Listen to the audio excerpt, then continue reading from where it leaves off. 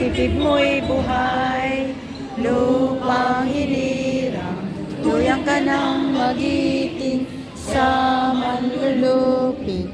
Di ka pasisihil sa dagat at bundok, sa simoy at sa langit mong bugaw. May nilagang tula at awit sa paglayat minamahal. Ang watawat mo'y tanan ng nininig, ang mituminat araw niya kayan pa may di magdidilig. Lupa ng araw ng luwalhating pagsinta, bumagit sa piling mo. Ang ligaya na may makaapi, ang mamatay ng dahil sa'yo.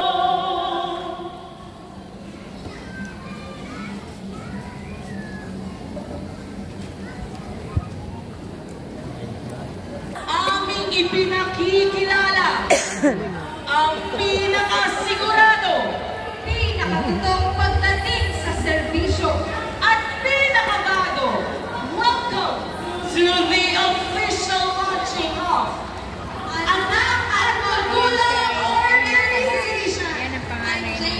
I'm Patricia, and together we will guide you through tonight's launching.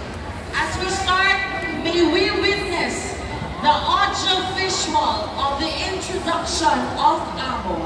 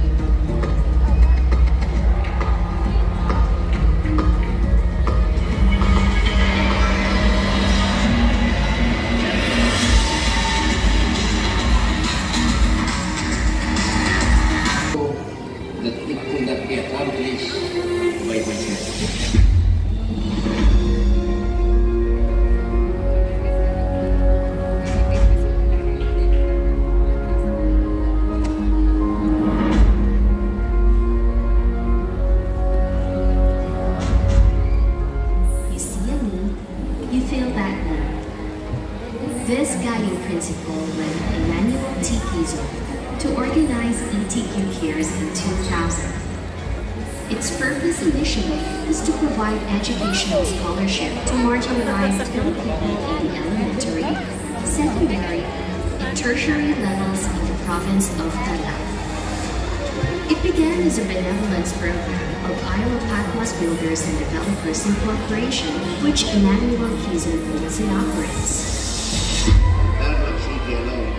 We have one mega church and 78 satellite churches in Tarlac province.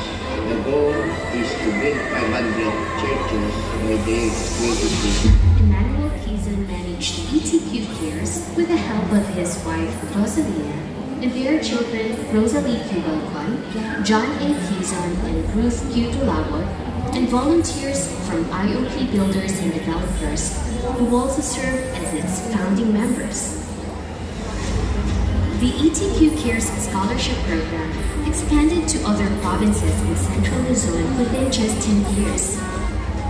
This expansion was primarily due to recommendations from former beneficiaries who moved to different provinces for work. These also helped establish volunteer routes for ETQ cares in those provinces. Within that same period, free dormitory housing started to be provided to its scholar at the Isle of Patmos camp, which he also established as an extension campus for Tananak Christian College, an institution he established in 1984. In 1984, I was born with a mission that God has placed in my heart, and that is to reach our country for Christ. The ministry had very humble beginnings. Through the ETQ Cares Scholarship Program, other programs emerged. These included Hope Medical Missions in 2012, Disaster Relief in 2013, Family Rescue in 2016, and Buhay Pinoy Training for Livelihood in 2017. ETQ Cares has been silently helping thousands of people through these programs. Many beneficiaries have also been giving back to ETQ Cares by helping organize and mobilize volunteers, extending free professional services, and even generously contributing in needful times, such as when relief operations must be activated. In 2019, Emmanuel Quezon and his family launched the Anak at Magulang program under ETQ Cares to broaden its identity and honor the hundreds of volunteers and partners who shared his mission and vision. Its operation continued relentlessly. During this year, the most significant number of medical missions were conducted, more scholarships were granted, and more training for livelihood was facilitated. It was also decided to register Anak at Magulang as a non-government organization. Anak at Magulang, as its name implies, addresses the entire spectrum of human life, from the cradle to the grave. It aims to improve the Filipino family's holistic health for its empowerment to effectively tackle everyday challenges sustainably and progressively, thus contributing to long-term positive changes in communities where they continue to exist. Sadly, Emmanuel Quezon passed away in 2020 during the early days of the global pandemic due to the COVID-19 virus. But he left behind the vital legacy of Kisiani Ifil Bato that his children, led by his eldest daughter Rosalie Cubalcon, have committed to pursue. Salamat hindi kayo magpapasok ng leadership. Salamat sa IBNA na binigay ng Diyos sa'yo. Turuan kang maging pastor. However, because of the restrictions, the registration of Anak at Magulang was put on hold. But during the pandemic, Anak at Magulang became more active in extending its services by coordinating sending essential relief goods to various communities. 39 chapter offices were established in Tarlac City and Tarlac Province alone to coordinate efforts. It facilitated the use of the Isle of Patmos camp as a quarantine facility for the safety of Tarlac, which operated until the government lifted restrictions. A total of 111 chapter offices were organized in Santa Luzon. With community conditions improving, Anak at Magulang had more freedom to revitalize its programs. Anak at Magulang organized launch rallies. Breakthrough 2021 was conducted for a broader scope of services. This was followed by Launch Out 2022 and Launch Rally 2023. Anak at Magulang was finally registered with the Securities and Exchange Commission as a non-stock, non-profit organization. To institutionalize its programs and pursue its goals on a broader scale, the Board of Trustees decided that Anak at Magulang seek a political identity and participate in the party list system of representation in accordance with Republic Act No. 7941, otherwise known as Party List System Act, and Commonwealth Resolution 9366 and all other laws, issuances, rules, and regulations to be issued after its creation in relation to the foregoing purpose.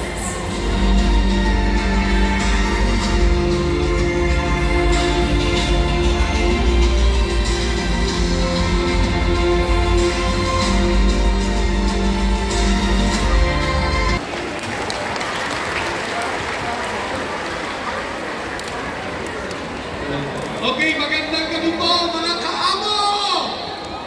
Isang malakas po na sigaw para po sa anak ng magulang organization! Mahina, isang... I'm gonna wash hands. Isang lakas na sigaw on this side para po sa anak at magulang organization. Come on! Yan, dito po sa side na to. Alright, we will sing the official jingle ng AMO. At sabayin niyo po kami sa pag-anak at magulang.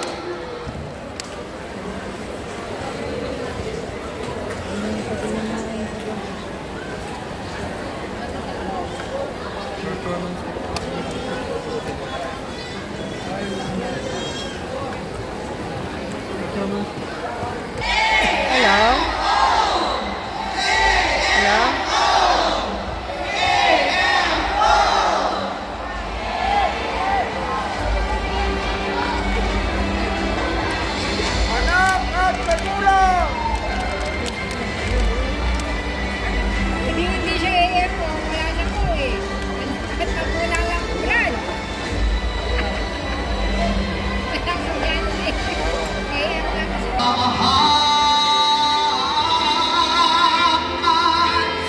Sama-sama, hawak-hawak, hirapan ng buhay, ito'y pagkaramay. Magmamahal, maging sino ka man, ngayon tayong mga Pilipino. Sama-sama, hawak-hawak, nagmamahal sa kapwa, muli tayong Pilipino. Mga kapatid, ang isa't isa, ito'y natunay na nagmamahal.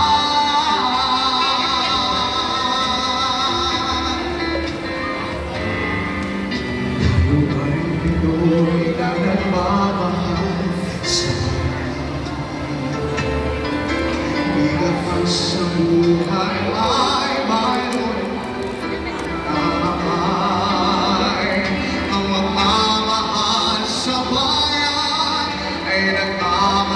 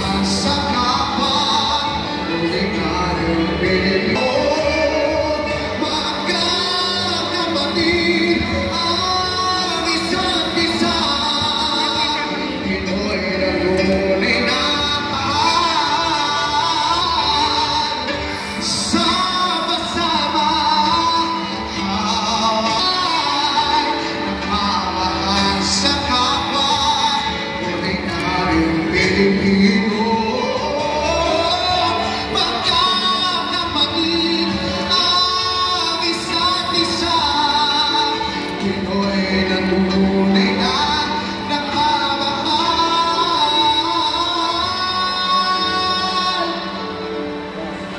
Pinoy na tunay na